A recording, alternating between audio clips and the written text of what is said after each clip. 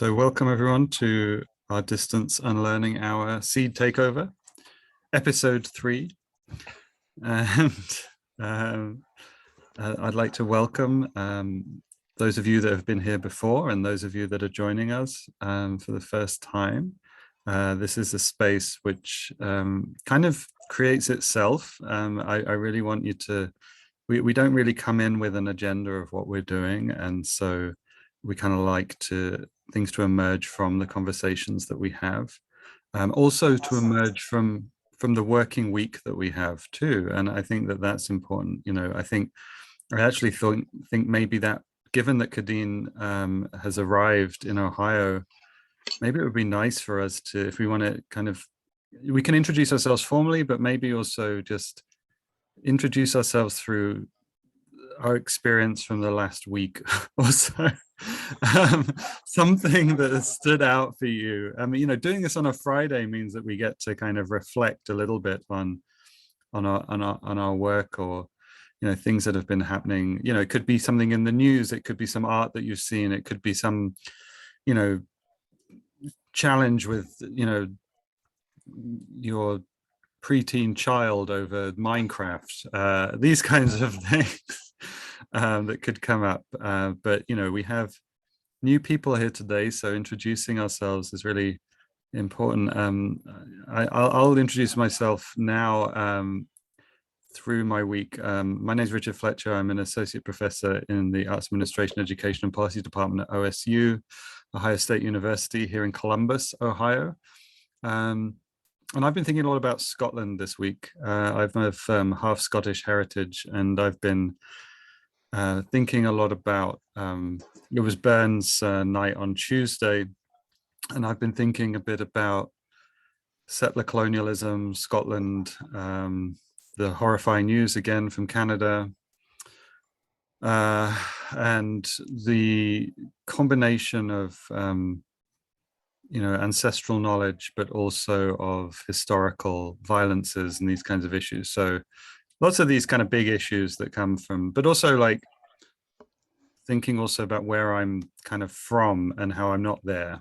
And this might get us back to seeds as well, but also thinking about how my Scottish ancestry wasn't something I engaged with before I became an American. And so that is an interesting element about how looking into the future, what that might mean. So, that's what my week was, thinking about Burns night, thinking about, where and how I am Scottish or not, and how the Scottish English dynamic in relation to settler colonialism and these kinds of questions. So yeah, I'll pass it on to Terry, and then Terry will pass it on. Just something about your week, Terry, and also introduces who you are as well. And I'm just really happy to see everyone here. Yeah, me too. That's a great question. Isn't it a good thing to do on a Friday, especially with the kind of weeks we have? I could say 5 or 6 different things, but I'll say something immediately from today. So I'm Terry Hermson, Jubiliado from Otterbein, and I'm deeply involved with this show because I strongly believe in it. But here's just a totally separate thing. I translate a poet named Christian Formoso from Punta Arenas, Chile.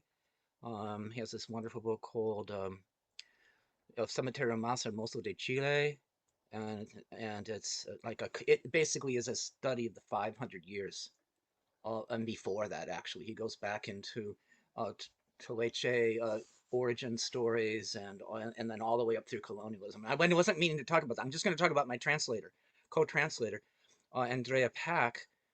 Uh, she teaches in a very southern university in Argentina, but she's off on vacation. This is going to be a long story. I'm sorry. I'm going to go quicker. Um, and she's babysitting with her nephews. And one of them came into, a friend of the nephews came into the room yesterday for a birthday party and took out a toy gun from his pack and said, "I'm going to kill you all," with no humor. It wasn't a joke. It was a toy gun. He's only like 5 or 6 or whatever. And that just made me, I was thinking of, all the media effects on us and the screens. I mean, he's probably seen that on screen so many times. And anyways, I don't know. It's just you ask immediate. This is something that I just found about an hour ago. And she says she sits around with her nephews in this room, and they've got 5 rooms, 5 people in the house. They have 5 televisions. This is in Buenos Aires, and it just makes me feel like the social. We were talking about social media last night at dinner and its effect on us. How do we decolonize? I guess maybe the question, if I could bring it back to our topic, how do we decolonialize when the tendrils of the social media world are in everything? How do we break away for something else when it's really hard to get kids away from? I don't know. That was a downer. Sorry. Um, but it's deeply on my mind, so I guess I'm bringing it up, and I will pass it to Michelle. Hi, everyone. Thanks, Terry. Your statement makes me think about how often we're also desensitized to it, like where those of us who have kids running around with Nerf guns and things like that, eventually you just sort of view it in a different way. But I think that the question that you're having and the reaction you have is really important to sort of recenter us. Um, I'm an associate professor in the Department of Spanish and Portuguese at The Ohio State University, and my work focuses on working with indigenous communities in Latin America. And I would say that this week I was thinking about you a lot, Kadeen. My class read a selection from Davi Kopenawa's The Falling Sky. And I need to forward you that reading, that PDF, just so that you can kind of see what we're talking about. But we had just done sort of a regular geographical situation piece, and then we transitioned to the words of this Yanomami shaman in terms of the relationships with the environment. Richard knows that last time I taught this class, I had done a very unconventional exam, but I kind of thrust it upon the students in that moment. It was a surprise sort of situation. And I thought this semester, to avoid anybody freaking out, I wanted to sort of introduce the exercises in thinking about decolonizing our own education. So I had them formulate questions. And then we came back and just sort of gauging, like, they're asking questions that they expect to be on the exam, but they weren't asking questions that emerged from their own curiosity about the world, and about their own learning. So just sort of pushing them to think about, what are you actually curious about, was really an amazing exercise. And I walked away with just this incredible gratitude and amazement at the fact that when I allowed them to take the reins and reorganize the classroom discussion, they did it. And they did it in this spectacular, emergent sort of way. So it was just such an amazing experience this week with my class. Yeah. And I will pass it to Bill.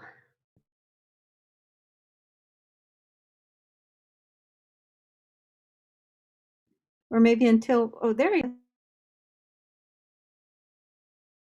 Oh, Bill, your microphone is off. Thank you.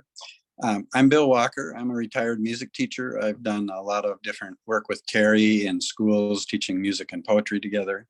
I'm really fascinated with the translation from the visual vibratory material in these artworks to the actual sound, and how that connection and the feeling, the responses that all that evokes.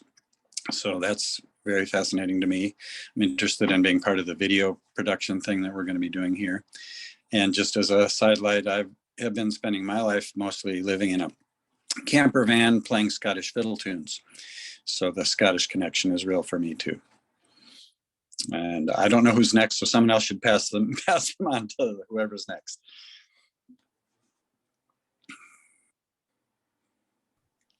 So Bill, you decide who's next. Well, let me. I'm doing this on my phone, and I can't. Oh, really okay. Oh, sorry. Yeah. Okay. So maybe Marcia.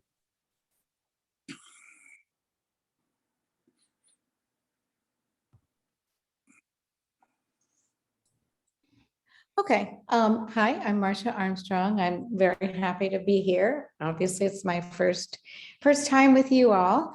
I come from a little different vantage point. I've been a professional clay artist for most of my life. and have recently kind of transitioned into more environmental projects and pieces. I heard about your group through a woman who's in a class that I'm taking at OSU with Nora Shaw, and it's an interdisciplinary studio research class, which means, we explore a lot of different things. So this week, I've been thinking a lot about community and about collaboration. A lot of what we're doing in this class is collaboration. Coming from a visual arts point of view, most of my work is by myself. And that's the way I've worked for years. I've always made my own decisions. And we did this little collaborative project this week that was absolutely wonderful because I understood and I experienced how nice it was to hand off a few decisions to somebody else. And it was a great lesson in trusting. And so that was a really good experience that I had on Wednesday. But I would say that during the last couple of years, and especially recently, I've been thinking a lot about community and how I go from one of my communities to the next communities and almost feel like those are my safety zones. And I kind of almost see those as spheres. I travel from one sphere to the next, and just thinking about how I can be a better community member and how I can support my community members. So that was a long explanation, but glad to be here. Thank you.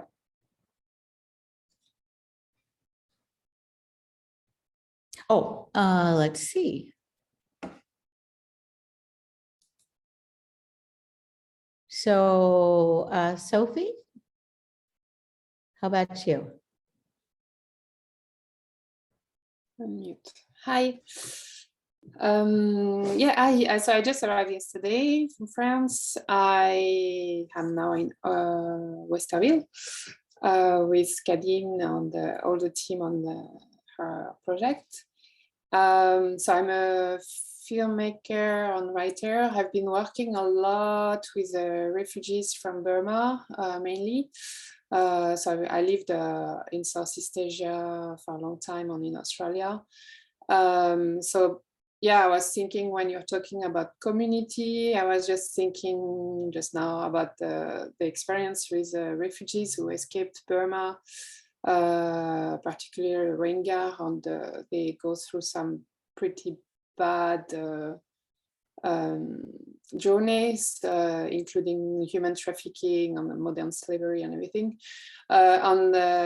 Actually, most of what saves them most of the time is actually to be strong in community, because they have community in, for example, when they escape from Burma, they have a community who assemble once they arrive in Malaysia. So they try to gather together and they pay ransom for each other, for whoever is in difficult situations. Anyway, so yeah, that's what made me think about how the importance of community when you are in a threatening mode. Or life-threatening mode, actually. Yeah, and I've been working a lot with other communities who are close to the ocean and environment. Yeah, I guess that's it. So yeah, I'm very interested about the people, the communities who work with nature, and how they have they have been so close to nature for their everyday life that they actually do learn, and they do have an understanding of what nature has to tell us. So this project very much resonates to me, and I'm very glad to come here to brainstorm about how we can make a movie on this project. Thank you. So I guess, I don't know if Cadine already spoke. No. No, thank you. Yeah, interesting. So Well, the word that has been coming up to mind for me this week has been discombobulated, because just and it's kind of connected to what you're saying, Richard, about it's where I'm from, but it's not where I am now. And then the sense of connection to place, and then like the layers of it. It's for example, my mother's from Ohio, and yet this is a foreign land for me still at the moment, but there are friends and amazing people who've been holding space since I've arrived. But I think the one experience that happened this week since I've arrived is gathering food. For example, we went to Kroger's, and that was quite an experience for me, because because just getting food is such a symbolic way of connecting to land and place and nourishment and health and grounding and all of these things. And so my experience in Kroger's was very disorienting, and I found that in that moment I wasn't sure how to connect to,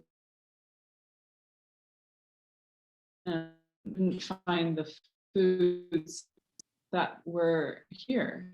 How can I connect to land if everything's wrapped in some kind, if it's unedible, or if it's untouchable, or if it's unapproachable, and all of this. So so I found that kind of I found that experience a bit traumatic, but interesting, interesting, and kind of grateful for it in a weird way.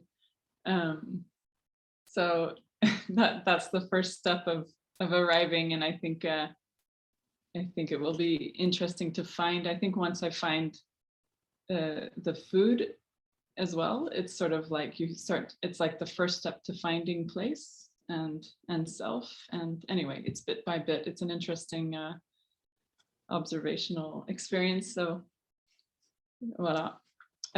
Peter, we'll pass it over to you. Hi, I'm Peter Freeman. I'm a teacher in Toronto.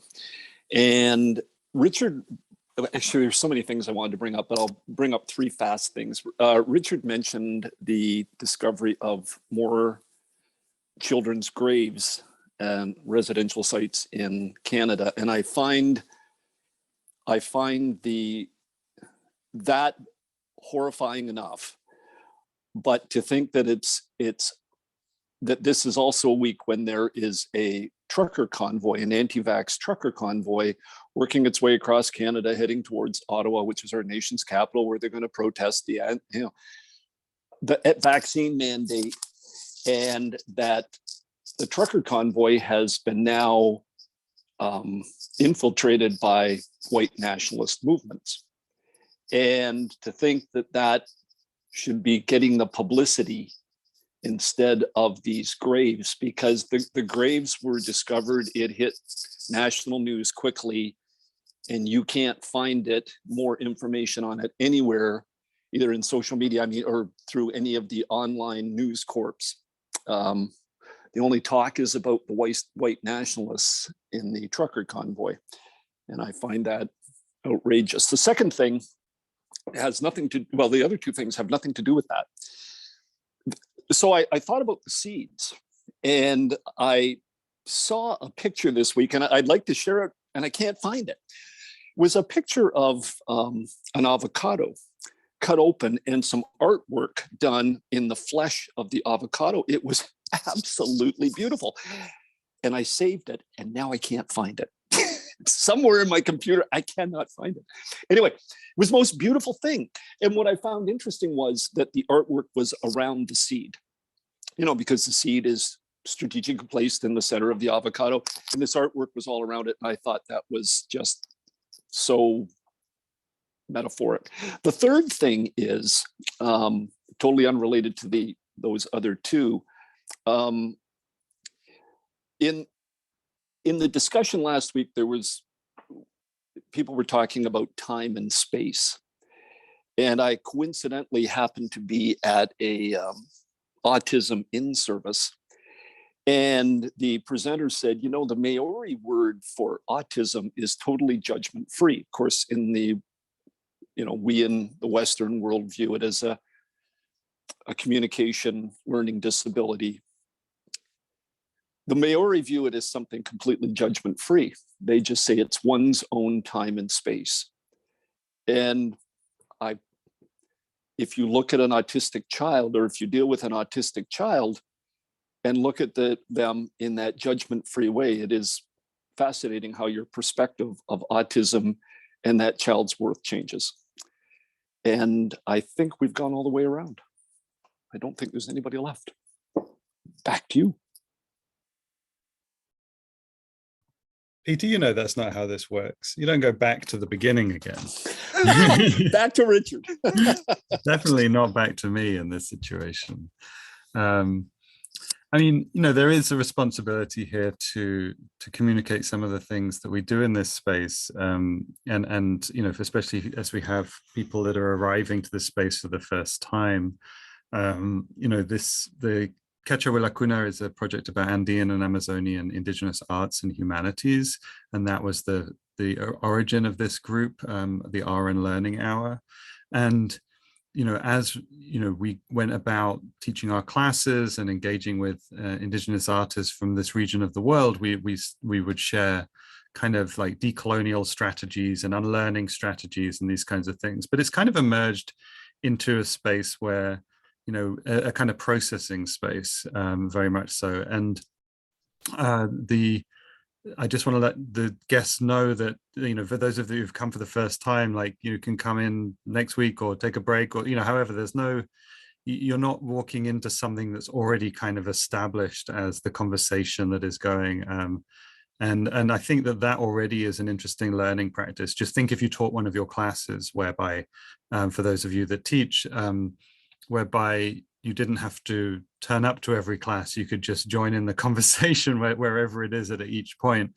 And we limit it to an hour because we think that we would like you to kind of take these conversations through the day with you and through the weekend with you and into next week, without it being kind of like too much. And so just a kind of, just a moment in time. And so, yeah, so, you know, we now have the seed takeover, and so Kadine's exhibition, which I personally still have not seen and encountered in the flesh, but those of you that have been able to communicate in this space the impact it has had on you. And I'm really interested in thinking about how Kadine's the centering on the seed makes us think in different ways about where we're coming from different perspectives, but also how we relate. The question of relation is really important as well. And Kadine and Sophie, you mentioned that somehow there's a connection between the two of you, and I don't know what that connection is, but it's kind of interesting to think about, you know, if Sophie's making work in relation to Kadine's work, or there's some other kind of, you know, connection there. So, you know, maybe if I could, you know, put the floor to the two of you to kind of talk to each other about what are you doing in Ohio, because you've just arrived in this space, and like, you know, shopping tips, you know, there are, you know, places beyond Kroger, you know, we can also, as settler natives, can still talk about that too. But you know, what's the work that you're doing together, and how might that open up? You know, I'm just thinking about Burma and, you know, Myanmar and Ohio, and, you know, we have someone that comes to this group called Leonardo Carrizo, who's a photojournalist. And so, you know, when Leonardo comes, you know, like the photojournalist kind of impulse, but also the such important element of conversation, dialogue, and collaboration that's important for getting stories and voices to the world. I'm just interested if Sophie is getting Kadine's work to the world in some way from here. So anyway, the two of you, I don't know if you're willing to share a little bit about the collaborative work they're doing together.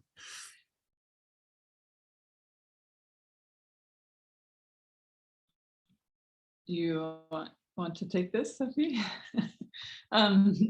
I think we're both also discovering what we're doing. Somehow it's come together. This is very emergent. And we've never worked together. We've known each other for over a decade or so. But and we've always had similar interests. And I think that what's coming up from this, well, I think for me, what's coming up from this show is our many strands of conversations and research possibilities, and it felt like it connected with some of the research you're doing, right, Sophie? And she actually hasn't seen the show yet either, but so we were going to go and experience that today, and then we're hosting an event this evening at 6.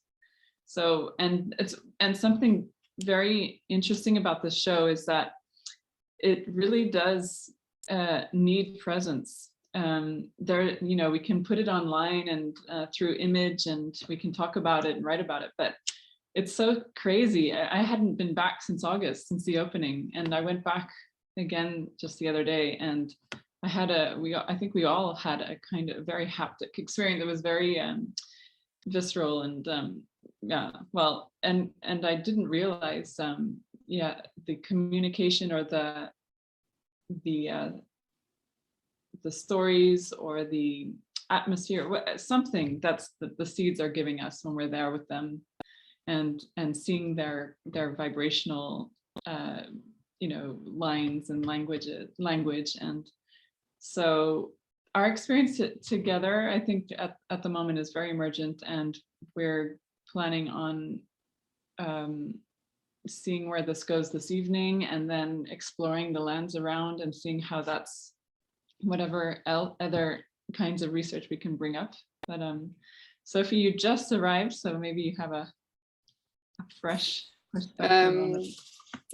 Yes, so yeah, as Kadine said, we have been knowing for each other for a long time, and so we have some similar energies and I don't know, sensitivity to the world and to the living and everything.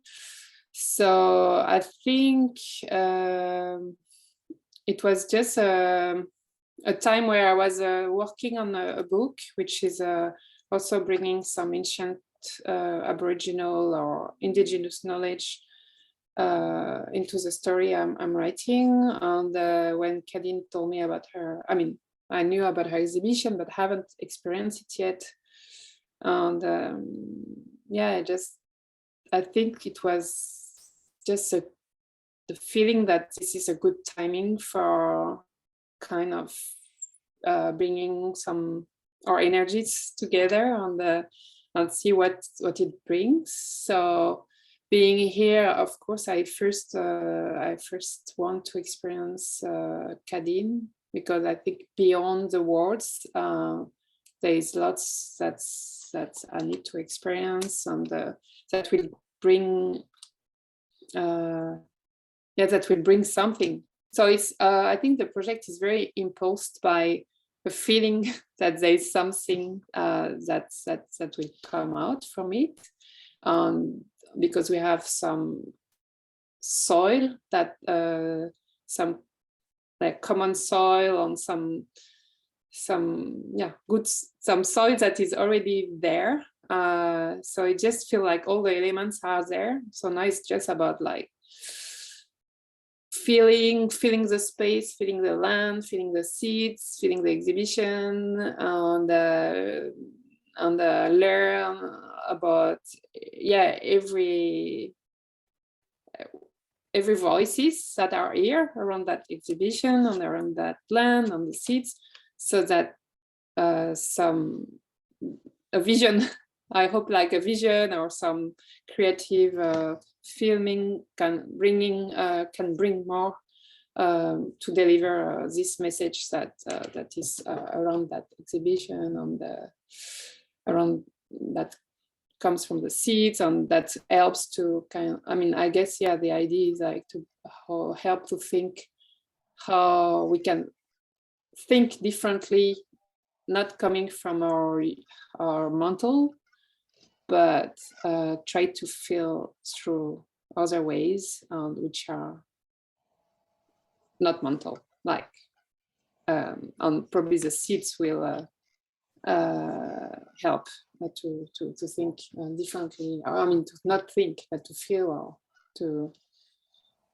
understand, and to raise or open our field of understanding. Yeah, I guess something like that. You're making me think stuff, Sophie, because I'm looking at the screen here, and three of us have seen the show. Kadeen, me, and Michelle. And so you're speaking about it in ways that are so resonant, even though you haven't seen. Oh, Bill has, yes, of course, of course. So I'm just going to say one experience and then pass it to Michelle, because I'd like to hear what you see in terms of the crossing between seeds and the unlearning hour. That's been on my mind a lot for these 3 weeks. It's fascinating with the seeds, but then what does that have to do with unlearning? And I know that many of us have that.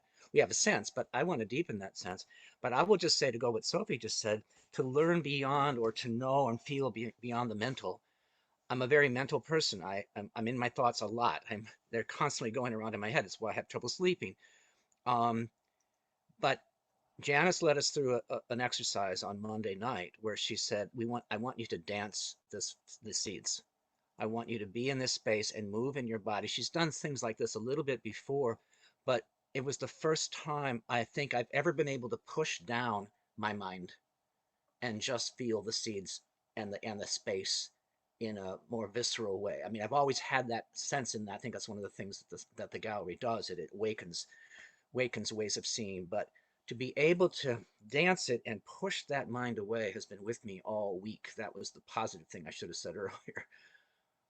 But I want to pass that as a question to Michelle, because you've been thinking about this and you saw the connections nearly immediately, I thought. And I think it would help the rest of us if we heard it or saw it through your eyes. Yeah, no, thank you, Terry. Maybe I'll react to something that Sophie said as kind of like an opening this up, but this idea of similar energies, that's what brought us all together. Yeah, just we didn't know each other. I did not know Terry. I think Richard, a lot of the vibes that bring us together in collaboration have to do with this idea of similar energies. And Marcia, I've heard amazing things about Nora's class, and I'm super delighted that you're taking that class.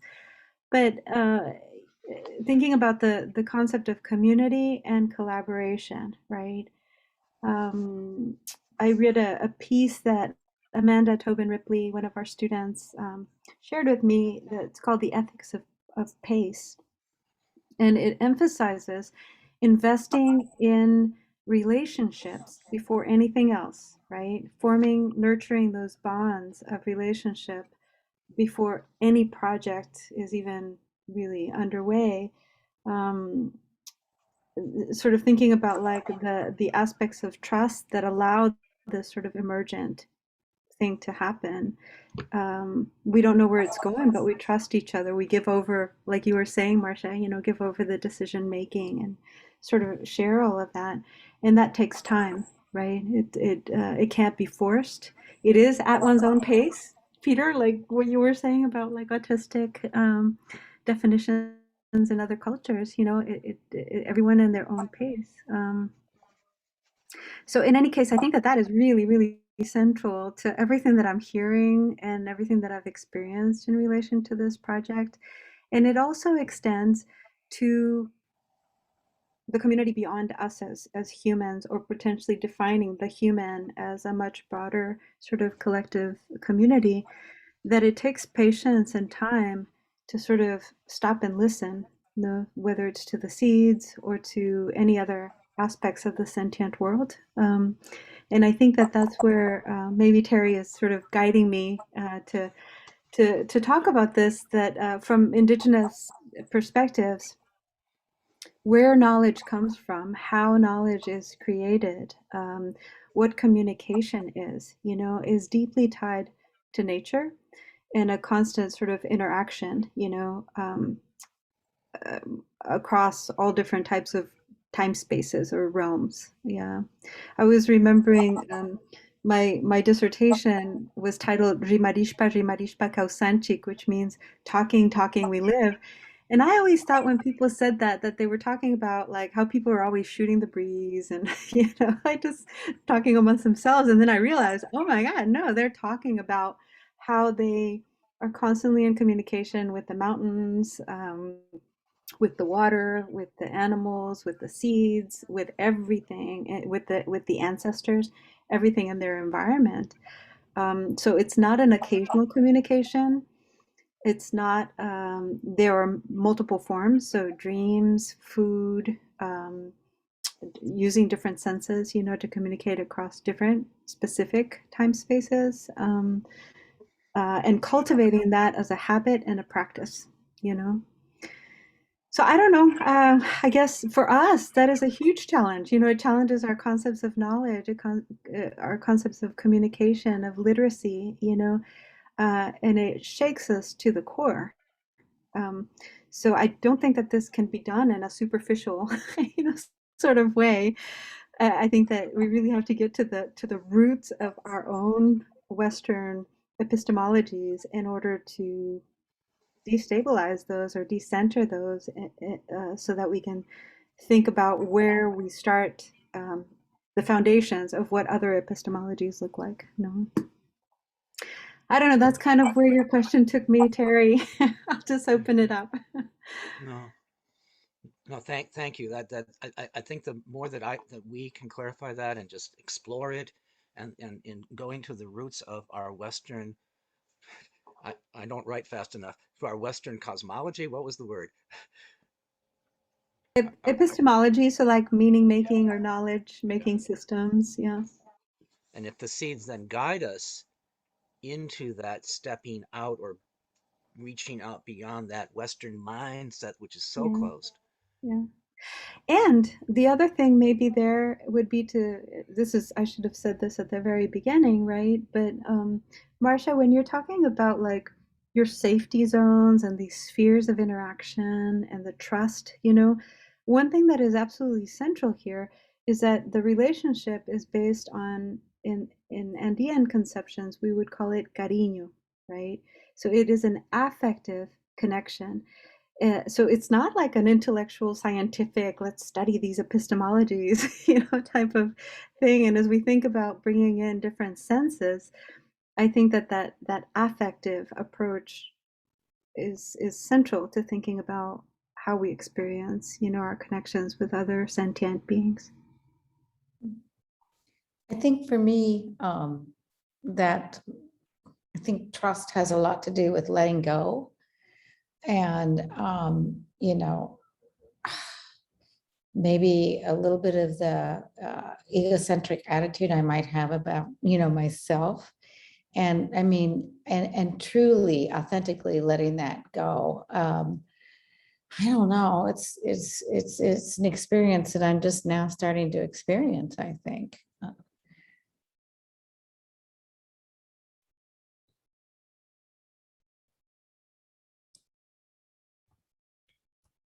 Marcia, what just actually to come back to the class you're in, I guess I was just thinking, so Kadeen and Sophie have known each other for 10 years, and now's the moment of its kind of collaboration.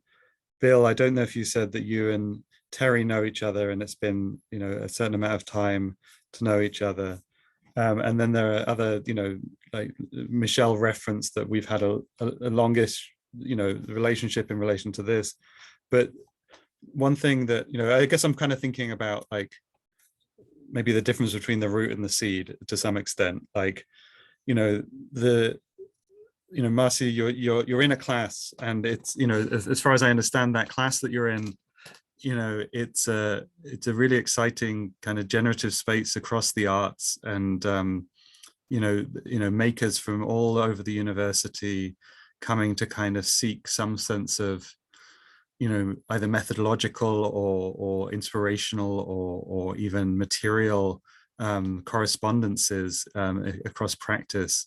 And I guess I was just wondering, like, if you could just, speak to some of the conversations you've had, or the people that have been, their work and what kind of fields they're in, and what, what kind of cross-pollination has been happening in terms of your thinking. I have a slight invested interest in this because your professor is retiring, right, after the this year, and I'm responsible with another colleague from the theatre department to kind of continue this course and this interdisciplinary arts course. And so I'm really interested in it as a space, and maybe even like getting further down the road, kind of how the Unlearning Hour can learn from a space like that class, and vice versa. It would be really interesting. I don't know if it was Laurie or Tamrin who got you to come in. I know Tamrin's taken that class, who comes to this space, and Laurie Esposito, I think, is taking the course now, but it may have even been someone else. I don't know. Mm-hmm. Well, it's true. It was Tamron that brought me to this space. Mm-hmm. And I think she plans to return here as soon as she gets the noon Fridays figured out. This is actually the second time I've taken this class. I did it last spring as well. Nora offers it every spring semester. Sorry, I think I made a mistake, Marcia. No, I was thinking of another. Sorry, I better correct this now before it. So Michelle Herman runs another interdisciplinary class. So, and she's retiring. Nora's not retiring. Okay. Just to make rest assured. So yeah, that's fine. I didn't want to say anything because I had no knowledge of it either way. So yeah. So this is a second round for me. And as a professional artist for a number of years, I was really looking for community, and I was looking for ways to grow beyond my comfort zone, which would be a visual artist. I have a great community of visual artists, but we know what we know. And I was looking for a way to expand what I know and to look at different disciplines and just, kind of challenge myself to go beyond. I'm really willing to do that and interested in doing that. So that's why I'm repeating it. There's no such thing in this class as repetition, because the dynamics change depending on who is involved, the participants.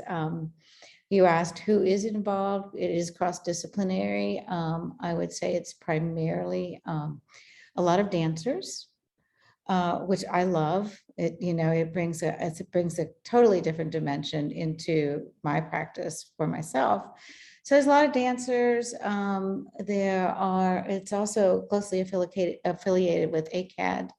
So, there's a couple folks that are gamers and some that are pretty skillful with technology, that sort of thing. So it's a great coming together, and the collaboration, and, you have this skill set, I have this skill set, and the learning from each other. It's a hugely learning experience. I don't know. It's just been really invigorating for me. Like I said, I've worked alone for so many years. It's just nice to have this conversation, to think about things beyond what I do every day. Think about these things that are really, really important. And I think in the last couple of years, the isolation that we've all experienced has really motivated me towards that. There's, sorting things out, finding things out.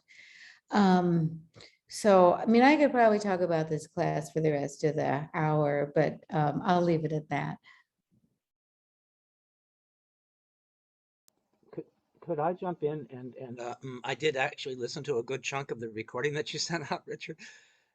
And there's some really there's some resonance in what those two artists said that I thought maybe might interrelate with what we've just been talking about. But if I could, I typed up a few of the quotes, but if I could say the main thing is that, here's one of the quotes. They're talking about Western mindset. We sacrifice belonging to a place in order to use it, something of that nature. But we sacrifice, as a Western culture, we sacrifice belonging. And he was talking about the people that he knows from his growing up, and they had belonging. They had to belong. They didn't have the opportunity, the capacity to sacrifice belonging because they belonged. but it's easy for I think if we're talking about the colonial mindset, it seems like sacrificing belonging to land and place is a major principle. And the other quote, I just thought I'd toss these two quotes in and see if they connect, is he referred to this unmoored global minority that runs everything. And I thought that phrasing of the unmoored global minority that is in charge, that doesn't belong. Whereas if we built belonging and sense of place and community, that the word that we've been talking today, and trust with each other, then that's a different way of framing how we relate to each other, how we relate to land, how we relate to the future. I don't know. I just thought I'd be interested in anybody else's take if you had a chance to look at that, or how those concepts come into play. Thanks, Harry. I just FYI, and I sent out I was listening to that conversation, and this is between the Samoan artist Leolia Shragi, Samoan Persian artist, and the Lakota Hidatsa artist Chinupa Hanskaluga. And I was listening to it for the first time, and when I got to the moment where seeds appeared, I just felt a kind of responsibility to bring it to this group. And so those of you who are here that didn't know the link, I'll put the link in the chat. And maybe we don't have too much time, but maybe if I just give the moments where seed appear in their conversation, we can go back and then track back to some of the references that Terry outlined for us.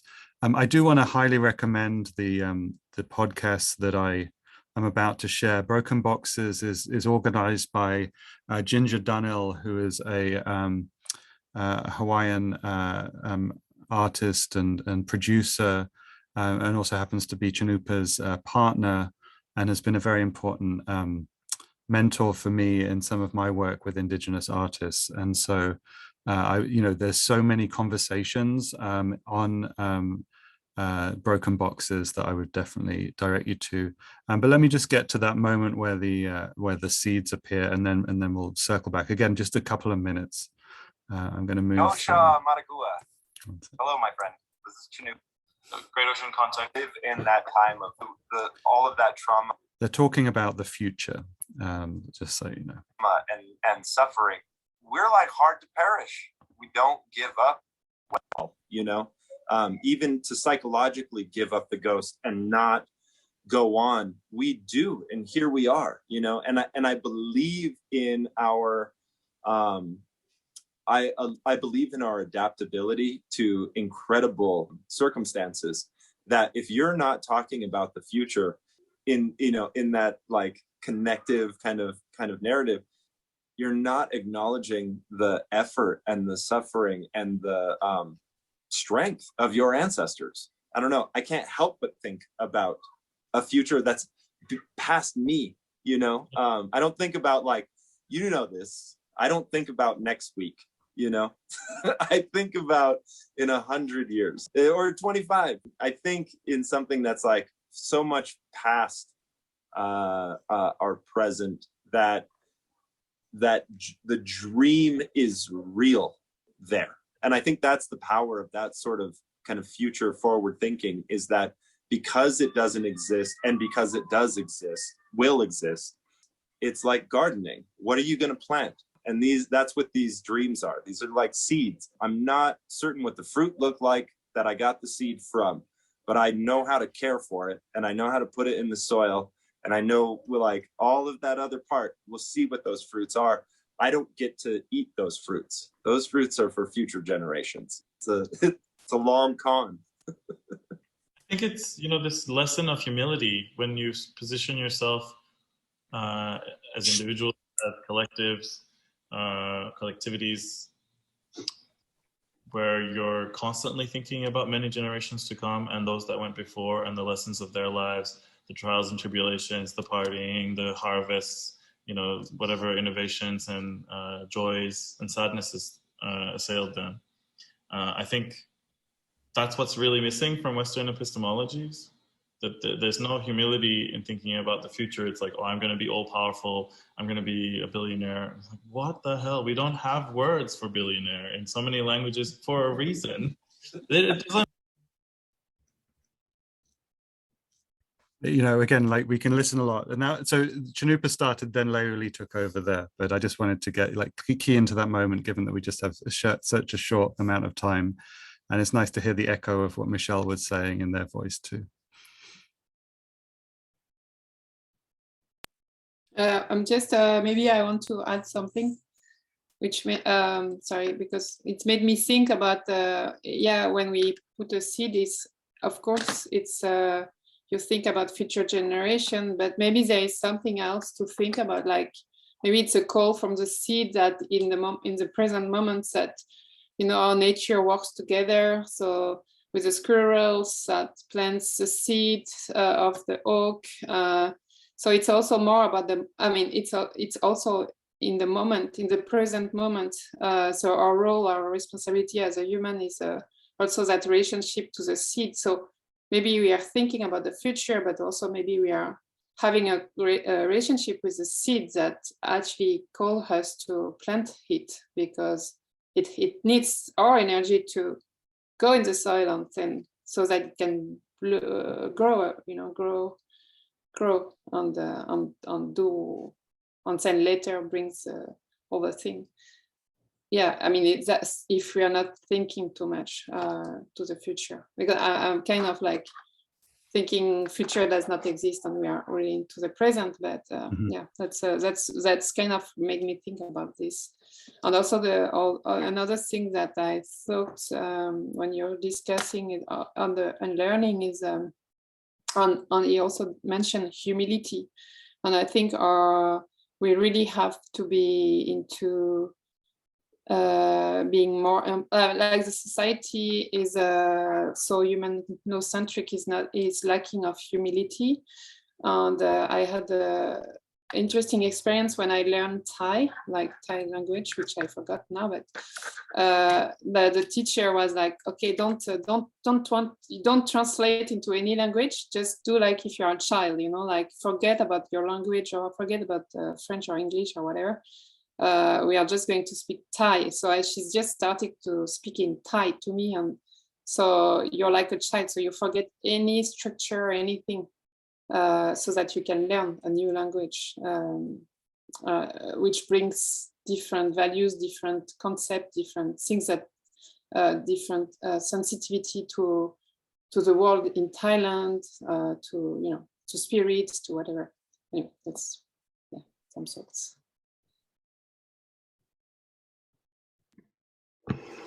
I'm thinking about the forward thinking and planting the seeds. So in my field work, I work with the families that I live with, and when we plant the seeds, we also anticipate certain relationships, right? So you don't just plant corn, you plant corn and beans, and you measure out how many corn seeds, because some of them might fail, so you have to put a few extras, right? And beans, because you know that they will support each other. So just almost anticipating the relationship.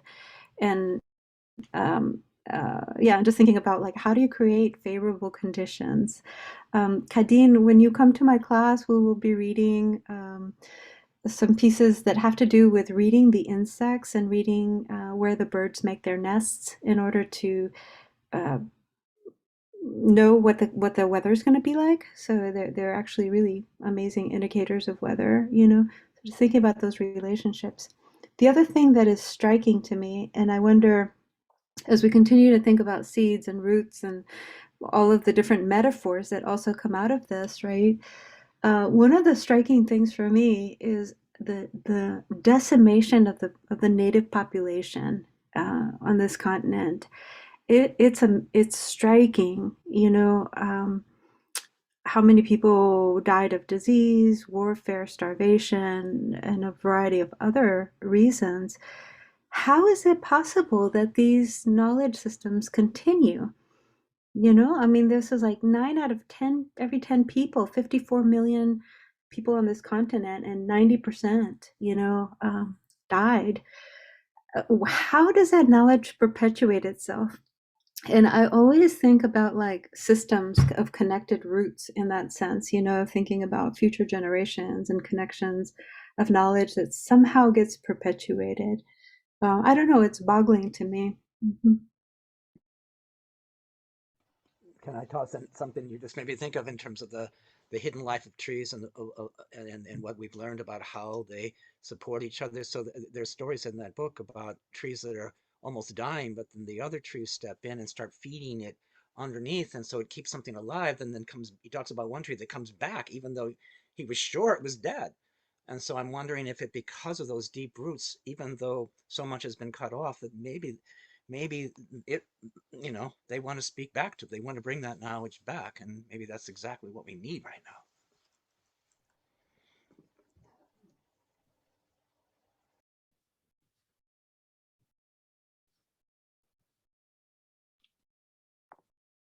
Something the late Thich Nhat Hanh was talking about as well is that in every cell is the universe, and so it's like in every, you know, atomic particle is, or in sound vibration is contains all of this, right, this knowledge. And so somehow it's so interesting, like if we lose a part, there's still an infinite amount somehow. But yeah.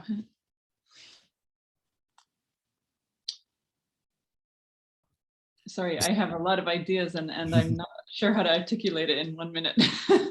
I mean, this doesn't happen very often in our Unlearning Hour, where there's an opportunity for us to hold onto those thoughts and not try to rush them in before the clock ticks down. And so maybe we should stop now and in that moment of silence and reflection, unless someone has, you know, a burning thought that they need to put into the space right now. I always have burning thoughts, but what I want to thank all of you for is I asked that question of Michelle earlier: what does the seeds have to do with the unlearning? And I think if we listen back to the last 20 minutes of conversation, a lot of the answers they seem to be percolating there really nicely about how to dream the future. And if this show is about anything, it's about how to dream a future that isn't the destruction. And I think I just want to thanks because you've clarified a bunch of stuff for me. Thank you, Terry. I also think what Sophie was saying about the kind of, I think of it like the horizontal relations that are happening in terms of even, you know, not just thinking of the future, but I guess it's almost like what gets projected into the future that is already happening that we're just not seeing now, you know. So what is actually, so unlearning can become a mechanism for, you know, finding in, and this is why I wanted to go back over our weeks that have come before, because there's that sense of like, we may have found something in moving about our lives that we want to kind of hold on to and look into a little bit more, because we see in that present something that disconnects us for something that has burdened us or has created a certain forms of oppressions within us, and therefore that could be a future where those oppressions have been, you know, lessened or removed as well. So I guess it's like, you know, it's back to that, I think we've used this phrase before, the idea of like, they thought they buried us, but we were seeds, like that kind of idea of it's all happening already. It's just about how we can change our relationship and be humble in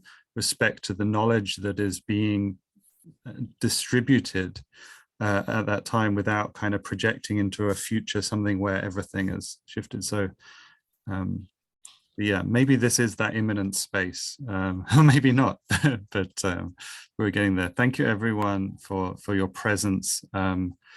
Peter must have just left. I didn't see him leave, but otherwise we'll be back here next week at the same time in the same Zoom room, and the recording will go up on the Catchawilliquin YouTube channel as well. But thank you everyone. Thank you, Richard. as we stop the recording, if anyone wants to, Terry, Kadeen, maybe Richard, if you have time to stay and just talk a little bit about catching up, we're welcome to use the space once the recording stops.